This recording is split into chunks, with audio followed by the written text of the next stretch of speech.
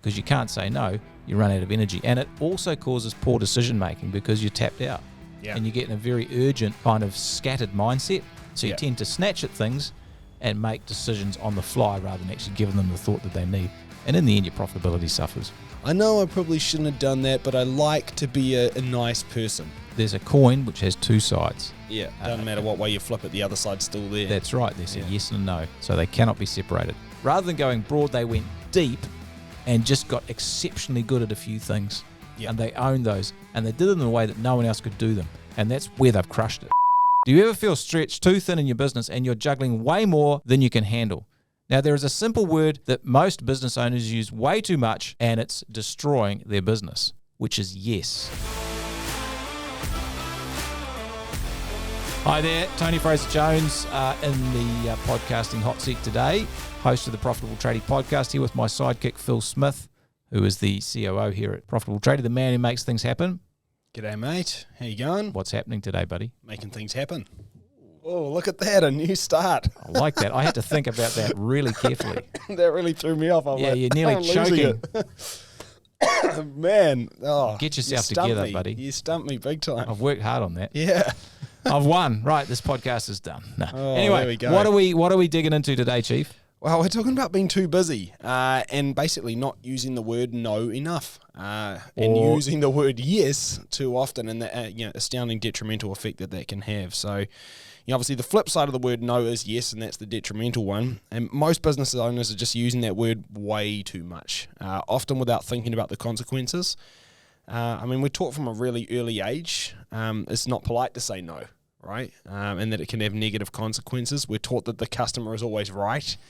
And we're taught we should basically bend over backwards to help customers. It's an interesting one. And I think we're even taught directly or indirectly that conflict is not a good thing, and that saying no to people might actually upset their feelings or create some conflict. Which is apparently a bad thing. And so our experience, and I'm sure if you're listening, you've seen it as well, we tend to say yes way more than we should, and we should probably think a lot harder about saying yes before we do. Yeah. And it's not just more than we should, it's probably more than we want to as well, which I think is important to put and say. I know they go hand in hand, but, some people say, like I have had it come back to me a lot, where it's like, I know I probably shouldn't have done that, but I like to be a nice person. And so they're wrapping the yes up into their identity as a good person, but really at the expense of their identity as a person. This is the crazy thing, right? We're conditioned, as we said here, to say yes because it's nice, and yet basically it screws us over. Right, and you can be a really nice dead man, which is or woman, which is not much fun. Let's not be In dead. fact, often, for women, this is even more challenging because, rightly or wrongly, they carry a lot of the domestic workload, and they say yes to all of that, as well as having a job and doing everything else. So it's pretty full on. Yeah, so men, that's something you should say yes to. Help out more often, all right? Yeah. Come on. All right. Don't be lazy. Anyway, I'm sure we got a story. We do. Well, this is a story about Apple and Steve Jobs. So in the mid-1990s, before Steve Jobs returned to Apple, so they kicked it off and Steve Wozniak got into it and Steve Jobs got kind of booted out pretty much. Before he returned, the company was actually in dire straits. So one of the critical issues was that they had a massive product line. They had lots of stuff they were doing. They'd lost their focus. They were producing a wide array of computers and peripherals and all sorts of stuff. And it was even confusing for dedicated Apple enthusiasts to keep up with what was actually going on. And this was really largely due to the company's inability to say no to product ideas, trying to be all things to all people. So when Steve Jobs returned in 1997 to Apple, one of the first things he did is actually cut down on the product line quite drastically. He introduced his famous 4-quadrant product grid, consumer and pro versions of desktops and a whole bunch of stuff. And the critical moment, and this has often been reinforced in business studies, is that Jobs' ability to say no to many ongoing projects and focus on a few exceptional products was actually the thing that turned Apple around. Rather than going broad, they went deep and just got exceptionally good at a few things. Yep. And they owned those. And they did them in a way that no one else could do them. And that's where they've crushed it. Yeah, that's right. So you don't want to be all things to all people. Well, you just can't be, really. Well, yeah. You can't be. And I think the big thing is that we often miss is that when you do say yes, you are saying no. You just having to do it indirectly and not taking agency over what's going on. So it happens anyway. You might as well be deliberate about it, right? That was very wise what you just said. Oh, you like that, did you? I did. Yeah. Wise man once told me that. Yeah. There's a coin which has two sides. Yeah. Doesn't matter what way you flip it, the other side's still there. That's right. There's a yes and a no. That's it. Yes on one side, no on the other. Yeah. So they cannot be separated. Yeah, that's it. So, hey, look, if we don't know how to say no, No. we run into some issues. Well, the first one, you end up being too busy. You got too much going on. You can lack focus because you're trying to juggle a bunch of balls like mini balls, which is challenging. And experience shows us with the businesses we help is actually quality suffers. You try and do too much and you just can't keep across everything. The quality of your work suffers, the quality of the performance of your team out in the field with the jobs on site goes down, the quality of the work in the office goes down, there's more mistakes, and that affects your business. Yeah, and relationships start to suffer as well because everyone's stressed out, they're tired, they lack energy, the team's too busy, they feel unappreciated, you've got very little energy left for your partner and your family. I mean, life is an energy transfer. And energy is the spark of all relationships. And so if you're too busy because you can't say no, you run out of energy. And it also causes poor decision making because you're tapped out. Yeah. And you get in a very urgent kind of scattered mindset. So you tend to snatch at things and make decisions on the fly rather than actually giving them the thought that they need. And in the end, your profitability suffers. Yeah. So a lot of downside here. So on the other hand, if we do actually get to a stage where we can say no, we have some upsides. Yeah, focus is the key one. So you focus on the things that count, which reduces the busyness, reduces the mental noise, the mental strain, it protects your energy, it allows you to do quality work, it allows you to focus on relationships, which is they take energy. Yeah, they do. When you get home to your kids, if you haven't got any energy, the relationship's not as good, not as fun. And you make good decisions. And so you tend to go in a positive direction, profitability improves, your time off improves, everything goes in a good direction because you've got the energy. Well, that's right. I mean, it all comes back to time, headspace, and energy, right? And if I'm getting hamstrung by the word yes, I'm going to run out of those three things. But if I've got them, then all these other things can flourish, which are pretty important. So, I mean, how do we do this? Because it sounds simple, right? I mean, you think, well, just say no.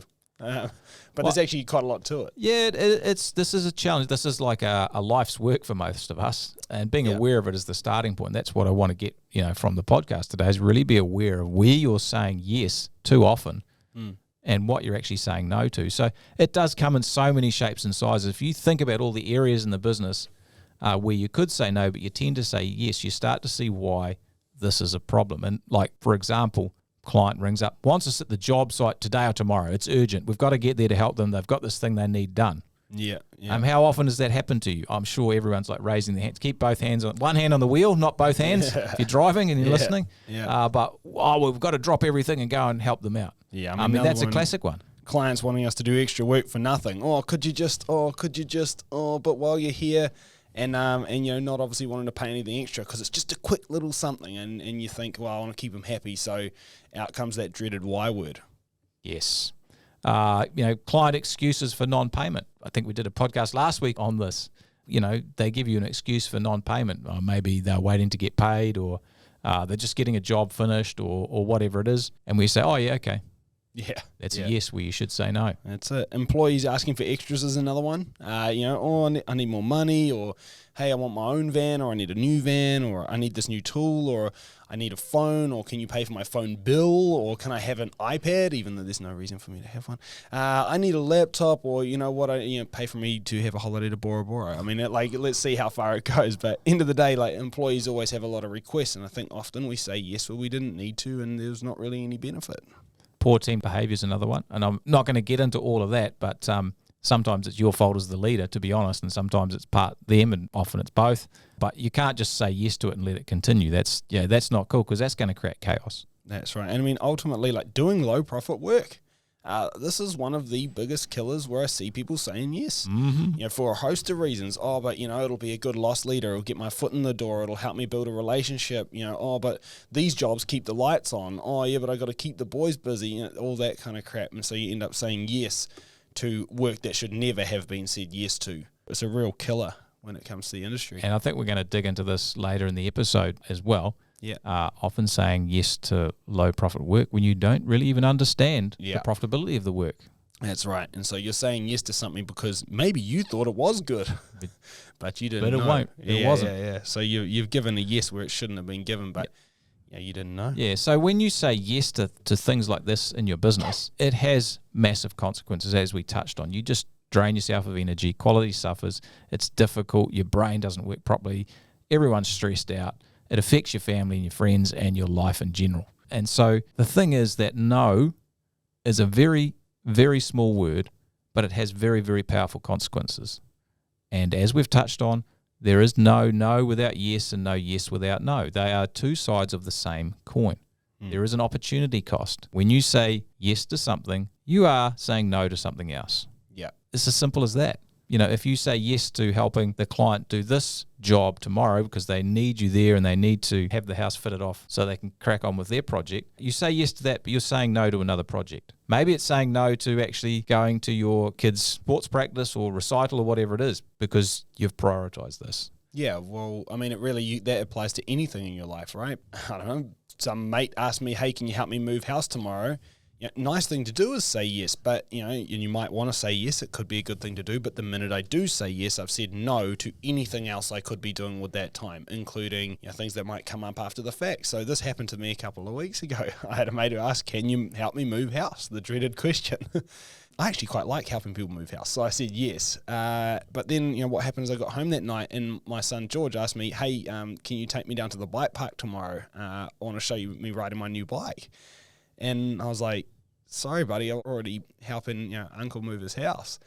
And he was like, oh, and he was real bummed. And I thought to myself, man, I'd rather be doing that.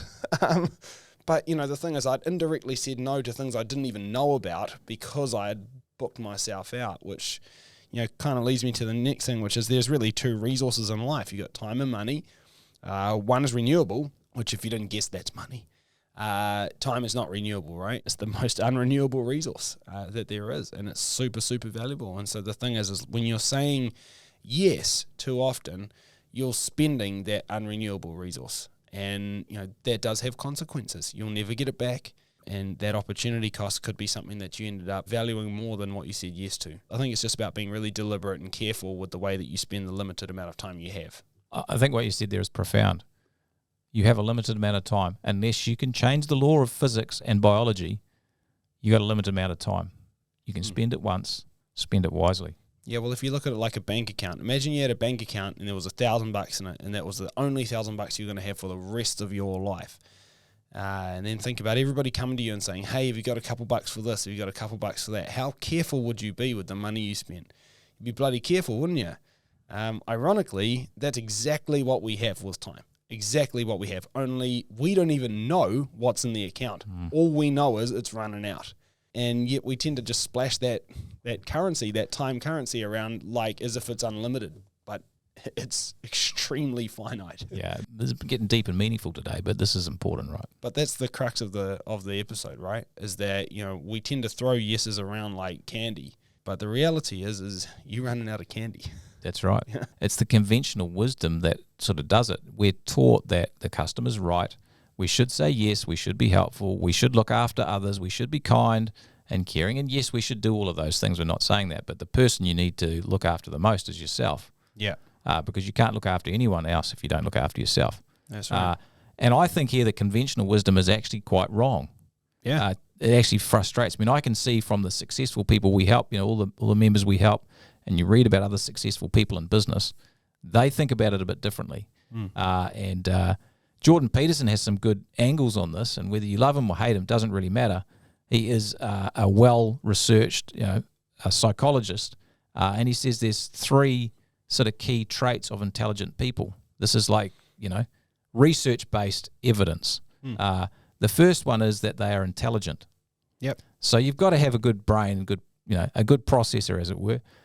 Number two, they're conscientious, which means they're hardworking. So you got to do the yards, you got to do the work. I mean, that's just what it is. Yeah. The third one is that they are somewhat disagreeable. Yeah, it's crucial. Disagreeable, not agreeable. Agreeable people say yes too much, and they rob their own time bank account. And energy, obviously, as a and result. energy. Yeah. And therefore they don't get the results that they want, or they get very frustrated. Well, they're always too busy helping everyone else to actually get anything sorted themselves.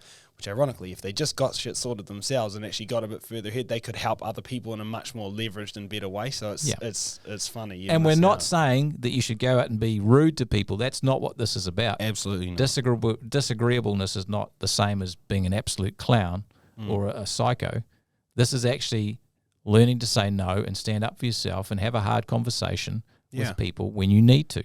Just ready to look after your own needs. Even if somebody else is not going to necessarily have their needs met. Yeah, or like it. Or like it. And I think the big thing is, again, it's not about being selfish either. It's just about actually putting some money in your own bank account, and putting a little bit of energy in your own resources. It's about standing up for yourself. Yeah, So, and disagreeable people have less of a fear about letting others down. They probably care less about being liked. Yeah. Don't get me wrong, everyone wants to look after people and to be liked, but it's less important to them. And that's important, because if you're always driven by wanting to have people like you, or you're scared of someone saying no to you, this is going to be a challenge, and that's going to have to be some sort of work you do to help get on the front foot with this. The ironic thing is, if you're too agreeable, you're actually still not easy to like sometimes. Because the thing is like, nobody knows where they stand with you. Like, you just say yes to everything. You're too nice, and like I don't actually know who you are. All you do is suck up to me. I mean, it's about you, by the way, Tony. Yeah, I know. But you know what I mean, right? It's like you get to a point where actually some of the people that are willing to stand up for themselves more, and they don't care so much about being liked, they don't care about letting other people down as much. The thing is that you know exactly where you stand with them. You actually know them better, and you can have a deeper relationship that's built on actual expectations and boundaries, where you can actually meet each other's needs in that relationship, whether it's a friendship or intimate relationship, whatever. Employee-employer relationship. It'll actually be a better relationship if you both have set your own boundaries and stick to them. Whereas if you just always do everything somebody else wants of you, and you're just extremely agreeable and you say yes to everything, the thing is you can't help but have that morph into a doormat relationship, which actually neither person actually likes. You'd think that the person walking on the doormat would be happy about it, but they actually don't feel very good about it either. So it's not good for anyone. Yeah, there's the occasional head contractor or general contractor who seems to like a doormat, but anyway. Sure. But I'd say I've seen that a few times. There are some special people. But if you're the doormat, stand up and pull the rug from under them. The thing is even those people that tend to like walking on a doormat, they might like walking on a doormat, but they respect strength. Yeah. And they're not friends with the doormat. Yeah. Whereas the thing is they are friends and have respectful relationships with people that won't be a doormat, and those are the people they actually like. Yeah. So they might like walking on the doormat, but they like the person who is not a doormat. That's an important differentiation. That is huge. And going back to the conventional wisdom is wrong. You do need to be slightly disagreeable. You need to have a backbone to stand up for yourself. And if you do that, not only will your clients respect you, but your team will respect you as well. That's very important, because a team will lose respect for a doormat, for someone who's too agreeable, because there's no boundaries. Same with a parent. That's there's a lot of literature there and this is hard. Let me tell you, Phil's got 3 kids. I've got 4 kids. There's 7 between us, and you got to provide some boundaries for these guys, because otherwise they're not going to get the discipline that they need to be successful in life. It's huge, and I think like when we're talking about standing up for ourselves and protecting our energy, like I said, it's not about being selfish. It's just about being deliberate, right? And that way you can actually be better for everybody. And so, part of this is not letting other people's disorganization and poor planning become your problem. I think we often will say yes to things to cover for other people's mishaps or missteps. Well, really. This is the thing. Now, when the client rings up and says, I need you at the job this afternoon or tomorrow or in 2 days' time, late notice, often that is because they are not very good at organizing stuff. They are saying yes to too much stuff. They are disorganized. Their life is chaos. Yeah. Their team is all over the show, and they're basically putting their SHIT on you. Yeah. Subconsciously. Anyone who needs you to do anything, and I'm saying needs you to do anything right now, that's because they have an emergency. So whose problem is that? And the thing is sometimes you can't get there, and it's don't get me wrong, it's cool to be able to help in an emergency sometimes, especially if it's somebody. Sometimes you do. And sometimes you do. And when I'm not saying you don't do that. I'm just saying it's like, if that's the case, it is their problem. It is their emergency. And that's usually due to something that's happened in their life, which they may even have caused. And so if you genuinely can't get there to help, then like don't ruin your own outcomes in your life and set off a chain of events that's going to have a lot of fallout to cover for their problem. You're teaching them to disrespect you. That's it. And you're teaching them that they can have this relationship any way they want, rather than them understanding that they need to get more organised. So that's really important. Yeah, that's right. And I mean, like, look, this might sound harsh, but this goes into a lot of areas of life, right? I remember we got all the way to school a couple of mornings ago, and George, my oldest boy, he says to me, "Dad, I forgot my shoes. You need to go back right now." And I was like, I actually can't. I've got a meeting that starts in 20 minutes, and I can't miss it. There are people that are coming in, so sorry, mate. You got no shoes today. And he was devastated. He's like, well, what am I going to do with no shoes? And don't get me wrong, every little heartstring in my body as a father was like, I don't want my boy to have no shoes today at school. But what do you do? I mean, like, he gets cold feet. He gets cold feet, and he learns a lesson. You know what? He learns a lesson, and it might be the harsh way to do it, but he's never forgotten his shoes since that. So if I'd run back and got them, it might have felt good for him at the time, but he learns nothing. And he does it again, and meanwhile there's fallout from me missing that meeting. Like, being disagreeable is harder for some people than others, and I want to acknowledge that. If you think of the DISC profile, which is like a personality profiling tool, people tend to be task focused or people focused. Like, there's two continuums and a mix of that. And for people who are really people focused people, they like to maintain the relationship and the connections with people. Saying no is a bit harder for those kind of more people pleaser type people. Yeah, it's difficult. But it doesn't mean it's any less important. Just as the same as the task focused people need to concentrate on building relationships. So everyone has a challenge. If you're more of a people pleasing person, you have to be very aware of this, because even though it feels good to help out, you have a breaking point. You will get to a point where you've had enough, and you will absolutely lose it. Yeah. And this is what happens. People are very calm, very calm, very calm. He's such a calm guy. But those type of people tend to have a point where they just absolutely blow up because they've had too much. Yeah. And that's about learning to say no or stopping to say yes all the time. Yeah, big time. I mean, we can think of this like the 80-20 rule as well, right? Like, so 20% of the stuff you do with your time is really going to make 80% of the difference. And, the reverse is true as well. So obviously 80% of the stuff you're doing with your time is probably only having 20% of the impact. So when you think about that, saying yes or no is really about how deliberate you are with, where that time goes. And I think if you want to make sure that you're getting the most out of the important stuff, you need to be able to say no enough to protect that precious 20%, because, 80% of it's going to garbage most likely anyway, right?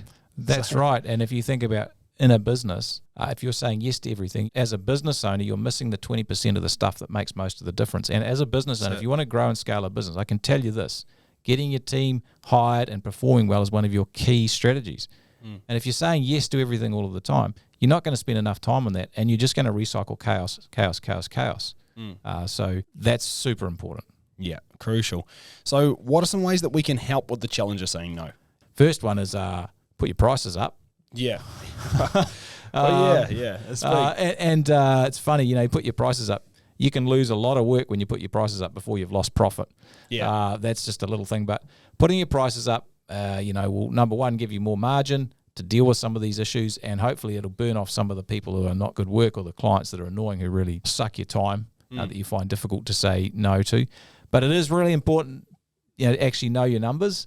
Yeah. To understand the profitability of your job, so you know what to say no to or what to put the prices up on. That's the key. This is key, because there will be some work in your business that really you don't need to do. It's actually losing you money. Yeah. If you think about your margins, if you do your P&L each month and it's 40%, there's a bunch of work that's a lot below that, and there's a bunch of work that's above it. Let's look at the stuff below it, because that's a lot of the work we could actually start to say no to. We can start pricing for targets. Yeah. So have a target when you price, not just to win the work.